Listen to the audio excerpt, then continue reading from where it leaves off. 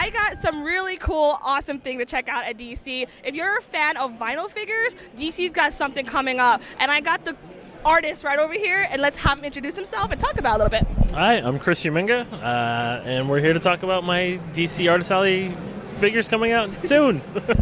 Now, the Artist Alley series is basically inspired by the Artist Alley for conventions. If you've been to conventions, you see the amazing artists out there. So this is something really cool that DC's come out with to do like a different variation of it. Now, a lot of people describe your art style as cute and creepy, which I absolutely adore. So please tell us a little bit about your influences and how you got to your style. Well, growing up, really influenced by monster movies, horror, sci-fi, really campy things. So somehow that seeped into my brain, and it's kind of nested there this whole time. So basically, I take my style and I just try to twist it slightly, like giving them a little bit of a blank expression, blank eyes.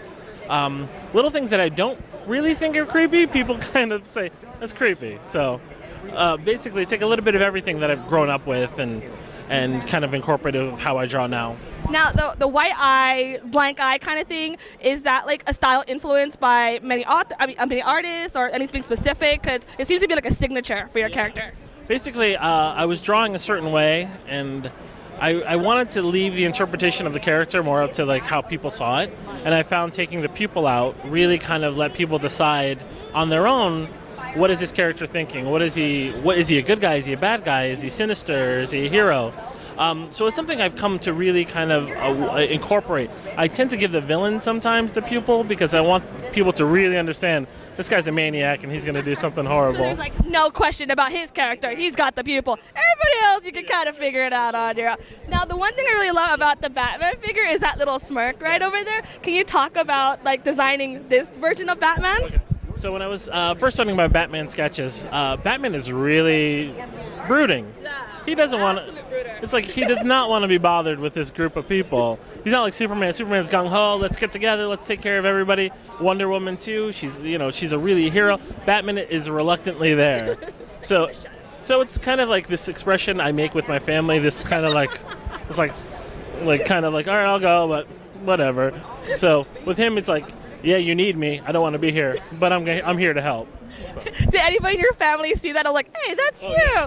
Yes, exactly. Steve, you mentioned in like a previous interviews with other people that you're also influenced by street art and like tattoo artists. Can you describe any of those influences coming into your style? So growing up, I'm from an inner city. I'm from New Haven, Connecticut, and I grew up with a lot of writers and graffiti artists. And I would sit and I would learn how to do lettering and how to do line art from them. And I found, doing more traditional art with the canvas art and paint, that I would really kind of use some of that in how I was working. And then I became really good friends with a lot of tattoo artists, and I was doing watercolor at the time, and those really blend well with each other, so I was learning blending techniques from tattoo artists. And then I was just like fell into like lowbrow art and magazines like Juxtapose and High Fructose, and I found artists like Blaine Fontana that like blew my mind, and I never thought that I could kind of mix all those things together, or that those guys could fit into this world and these guys could fit into that world.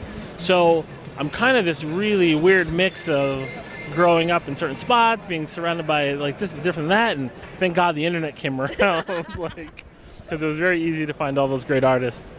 Now, when they first approached you for this series, did they already give you a set of characters to like create and design, or did you like, okay, I want to do Batman and Wonder Woman? When I first got the call from Jim at DC Collectibles, they said, hey, we have a project for you, and I lost my mind because I didn't know what it was. Like, hold on a minute. I was like, hold on. I screamed. And then they tell me, okay, we want you to do the Trinity. So to me, that's like growing up, I'm a DC nut. And that's like the holy grail for a comic guy. And, the Joker's my favorite character, so I tried to slide a little Joker in there too. But basically, I grew up Adam West Batman, Christopher Reeve Superman, Linda Carter Wonder Woman. So those are like those things. So getting to work on those icons is like such an awesome, really big deal for me personally. It's like definitely a bucket list thing I'm super proud of, and working with the team over there has been amazing, and I hope we get to keep doing it.